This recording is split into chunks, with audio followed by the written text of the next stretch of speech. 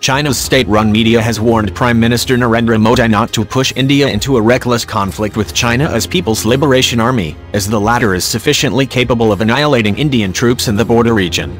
Describing India's military strength as being far behind that of China, the Global Times asserted that if the nearly 2-month-long tense standoff was escalated to a military conflict, then it is a war with an obvious result, as People's Liberation Army has made sufficient preparation for military confrontation. The government of Prime Minister Narendra Modi should be aware of the People's Liberation Army's overwhelming firepower and logistics. The editorial, titled, "Modi Mustn't Pull India into Reckless Conflict," has warned Indian border troops that there are no rivals to the People's Liberation Army field forces. If a war spreads, the People's Liberation Army is perfectly capable of annihilating all Indian troops in the border region. Chinese foreign and defense ministries have been issuing warnings and strong statements against India on a daily basis and termed the standoff as an illegal trespass of Indian troops into Chinese territory, and vowed to take all necessary measures to make India withdraw its troops unconditionally. The editorial even ridiculed Defense Minister Arun Jaitley's recent remark that India of 2017 is different from what it was in 1962, in which China had defeated Indian forces. It said the Modi government should stop lying. The gap in national strength between the two countries is the largest in the past 50 years. If the Modi government wants to start a war, at least it should tell its people the truth, it said.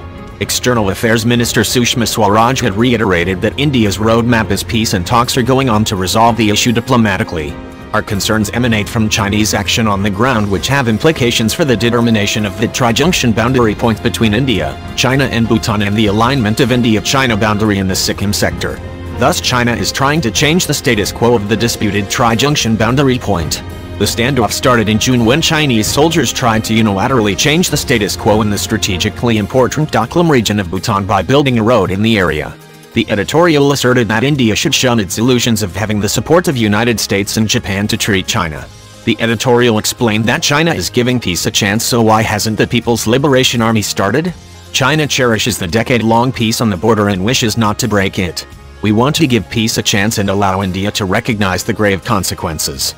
India has made its stance clear that it stands for peace. The border question can be solved diplomatically, not by war. Sushma said, the tri-junction points in India-China boundary alignment in the Sikkim sector had been earlier addressed in a written common understanding reached between the special representatives of India and China on the boundary question in December 2012. The tri-junction boundary points between India, China and third countries will be finalized in consultation with the concerned countries. Since 2012 we have not held any discussion on the tri-junction with Bhutan. The Chinese action in the Doklam area is therefore of concern.